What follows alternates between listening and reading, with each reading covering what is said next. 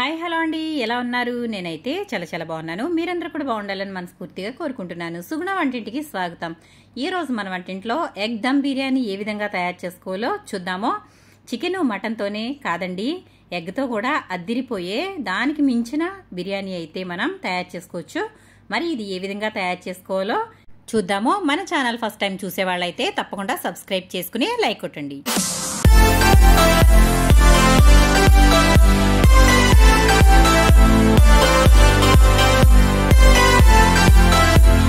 ముందుగా నేను ఇక్కడ ఒక అర డజన్ కోడిగుడ్లు అయితే తీసుకున్నాను. వీటిని శుభ్రంగా కడుక్కుని తర్వాత నేను ఒక గిన్నెలో వేసి ఉడకబెట్టుకుంటున్నానండి. అలాగే బియ్యం తీసుకున్నాను. నేను ఇక్కడ బాస్మతి రైస్ మిడిల్ గ్రైన్ అనేవి తీసుకున్నాను. ఇవి 30 kg వరకు తీసుకున్నాను. అంటే ఒక గ్లాస్తో 3 గ్లాసుల బియ్యం అయితే తీసుకోవడం జరిగింది. ఆ తర్వాత స్టవ్ వెలిగించుకుని బాండి అయితే పెట్టుకుంటున్నానండి. ఇందులో కొంచెం ఆయిల్ అయితే వేసుకుందాము. ముందుగా మనం బిర్యానీ చేసుకోవాలంటే ఇందులోకి కావాల్సినవి ఫ్రైడ్ ఆనియన్స్ అండి. ఈ ఫ్రైడ్ ఆనియన్స్ని వేయించుకోవడానికి అయితే నేను ఇప్పుడు ఆయిల్ అయితే వేసేసుకుంటున్నాను. కొంచెం ఆయిల్ ఎక్కువగానే వేసానండి, ఎందుకంటే మనం ఆనియన్స్ ఫ్రై అవ్వాలి కాబట్టి. ఈ విధంగా ఆనియన్స్ని పొడవుగా కట్ చేసుకున్నాను. ఇలాగా వేసుకునేటప్పుడు చేత్తో ఇలాగైతే మెదుపుకుంటూ వేసుకోవాలి. అప్పుడైతే మనకి ఉల్లిపాయలు అనేవి చక్కగా ఈజీగా వేగిపోతాయి. నేనైతే సగం వేసుకున్నాను. ఇవన్నీ కూడా ఇలాగా మంచి బ్రౌన్ కలర్ వచ్చే వరకు వేయించుకోవాలి.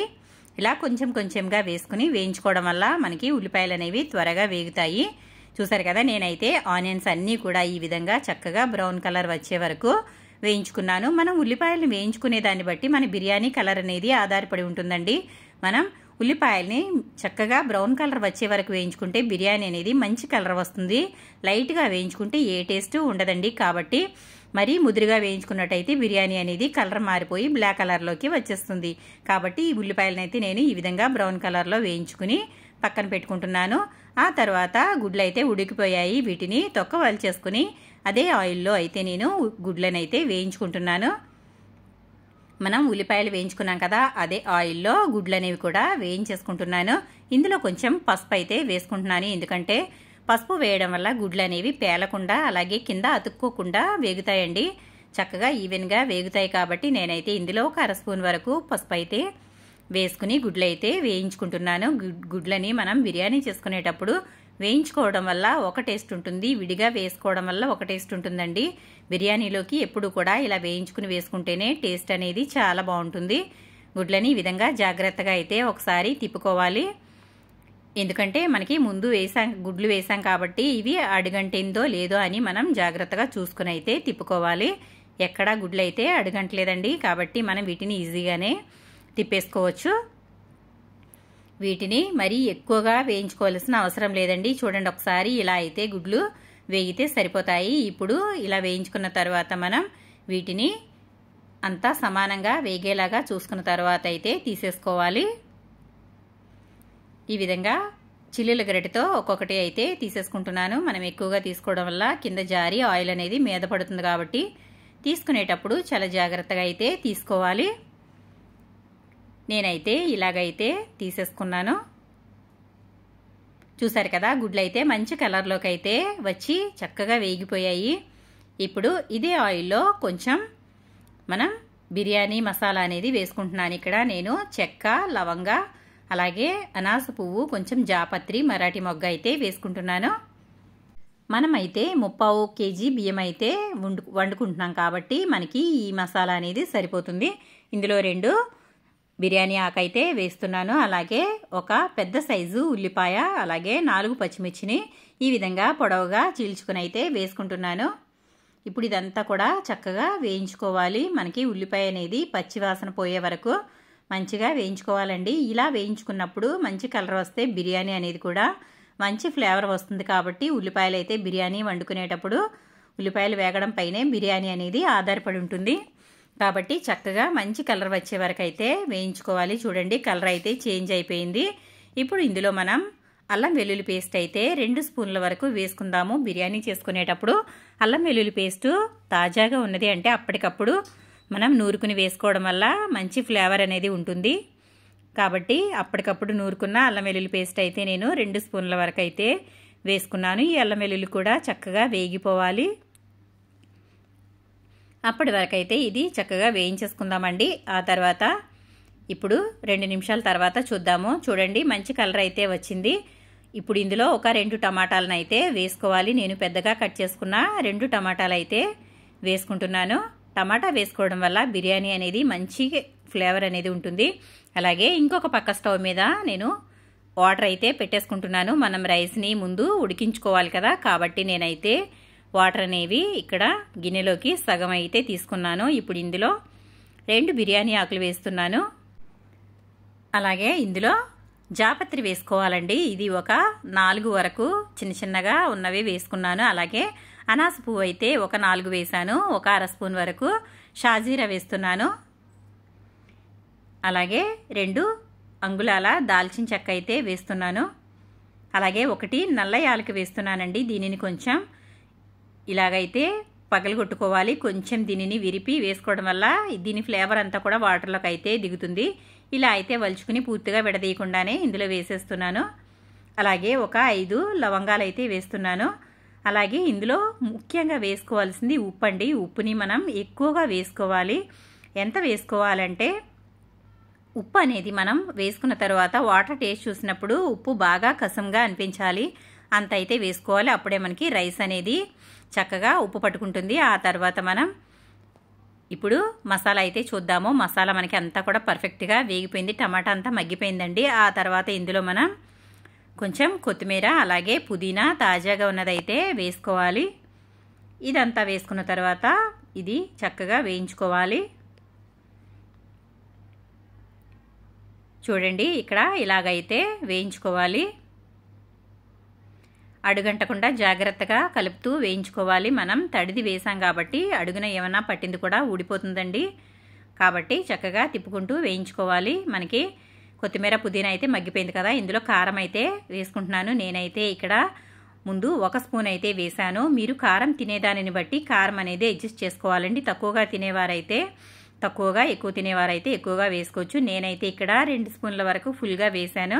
అలాగే 1 స్పూన్ ధనియాల పొడి వేసాను. అలాగే 1 స్పూన్ గరం మసాలా అయితే వేస్తున్నాను.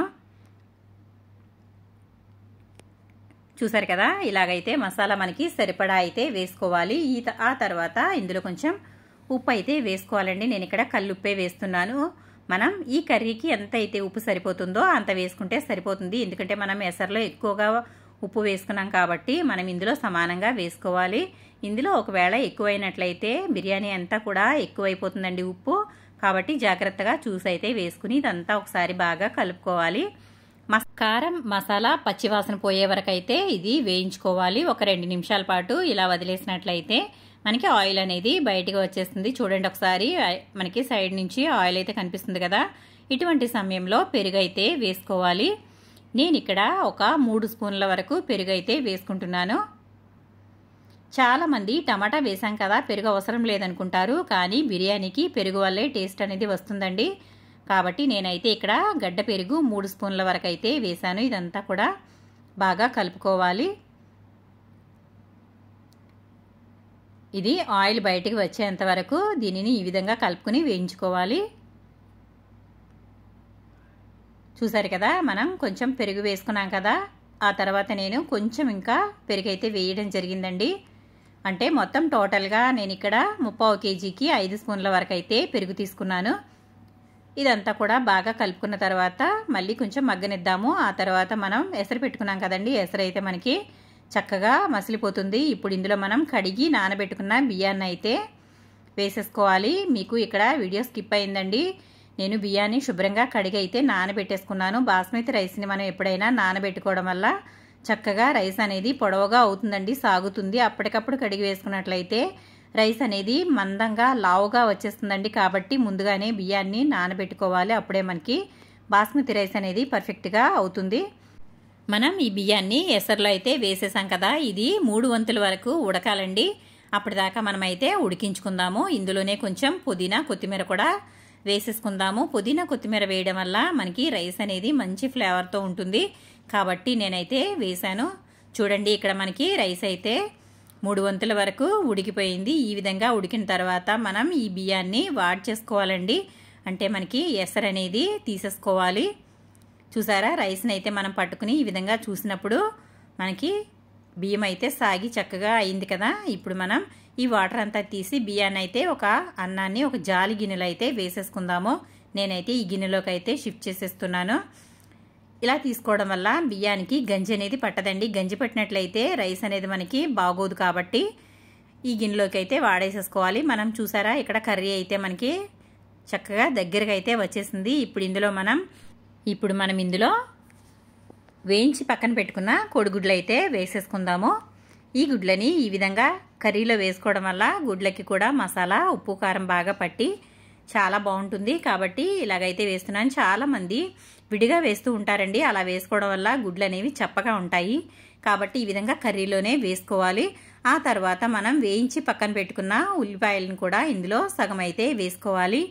ఈ విధంగా మనం బ్రౌన్ ఆనియన్స్ అనేవి ఈ గ్రేవీలో వేసుకోవడం వల్ల గ్రేవీ అనేది మంచి ఫ్లేవర్ వస్తుంది. అలాగే చాలా టేస్టీగా ఉంటుంది. కాబట్టి ఇందులో అయితే నేను సగం అయితే ఉల్లిపాయలు అయితే వేసేసుకున్నాను. ఇది ఒక 2 నిమిషాల పాటు ఇలాగైతే ఉంచుకోవాలి. ఇలా ఉంచుకోవడం వల్ల మనం వేయించి వేసుకున్న ఉల్లిపాయలు ఉన్నాయి కదా, అవన్నీ కూడా చక్కగా కరిగిపోయి గ్రేవీ అనేది టేస్ట్ అనేది చాలా బాగుంటుందండి. మనకి ఇప్పుడు ఇదంతా రెడీ అయిపోయింది. ఇప్పుడు మనం ఈ కర్రీని అయితే ఒక గిన్నెలోకి అయితే తీసేసుకుందాము. ఇప్పుడు మనం లేయర్స్గా వేసుకుందామండి. నేను కర్రీ అంతా కూడా తీసేసాను. ఎందుకంటే ఇది కర్రీ ఉంచినట్లయితే మనకి అడుగున మాడిపోతుంది కాబట్టి నేనైతే తీసేసాను. చివర్లో కొంచెం అయితే ఉంచి మనం వాడ్చి పెట్టుకున్న రైస్ అయితే ఇందులో ఒక లేయర్ అయితే వేసుకోవాలండి. మనం 3 గ్లాసులు బియ్యం తీసుకున్నాం కాబట్టి 3 పొరలుగా వేసుకుందాము. నేనైతే ఒక వంతు అయితే వేసేసాను. ఆ తర్వాత మనం తయారు చేసి పెట్టుకున్న కర్రీ ఉంది కదా, అది ఇందులో సగం అయితే వేసుకుని ఈ విధంగా గ్రేవీ అయితే వేసుకోవాలి. ఇలా వేసుకున్న తర్వాత దీనిపైన కొంచెం ఫ్రైడ్ ఆనియన్స్ అలాగే కొంచెం కొత్తిమీర పుదీనా కూడా వేసుకోవాలి. చూడండి ఇలాగైతే కొంచెం ఉల్లిపాయలు అలాగే కొత్తిమీర పుదీనా కూడా వేసుకోవాలి. ఆ తర్వాత మళ్ళీ ఇంకొక లేయర్గా మనం రైస్ అయితే వేసుకుందాము. ఇలా లేయర్స్గా వేసుకోవడం వల్ల మనకి బిర్యానీ అనేది చాలా టేస్టీగా ఉంటుంది. పర్ఫెక్ట్గా కుదురుతుందండి. మనం చాలామంది కూడా ఇలా చేసుకుంటారు. ఇంకా కావాలంటే మనం డైరెక్ట్గా కూడా పులావ్లా కూడా వండేసుకోవచ్చు. ఇలా అయితే చాలా బాగుంటుంది. ఇప్పుడు మనం రైస్ అయితే వేసుకున్నాం కదా, మళ్ళీ దానిపైన మిగిలిన కర్రీ అంతా కూడా వేసేసుకుందాము. నేను ఒక లేయర్కి సగం ఇంకొక లేయర్కి సగం కర్రీ అయితే వేసుకోవడం జరిగింది. చూసారు కదా, ఈ విధంగా కర్రీ అంతా కూడా వేసేసుకున్న తర్వాత మనం దానిపైన కొంచెం ఫ్రైడ్ ఆనియన్స్ అలాగే కొంచెం కొత్తిమీర పుదీనా కూడా వేసుకోవాలి.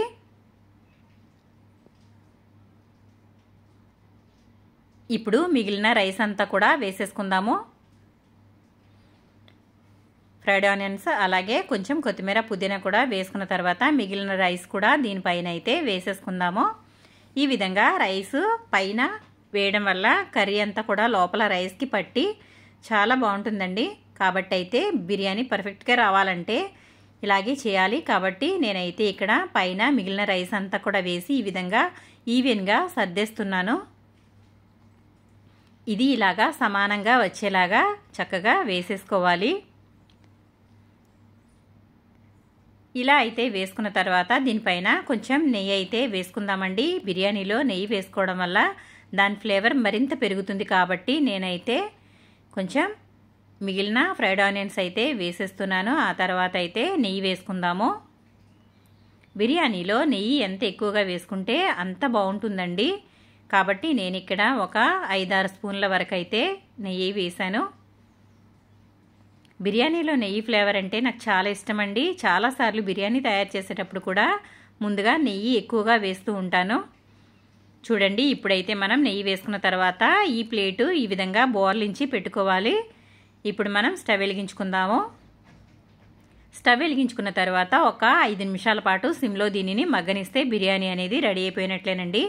చూడండి మూత తీసిన తర్వాత పొగలైతే వస్తుంది. ఇప్పుడు మనం దీనిని ఒకసారి చూద్దాము.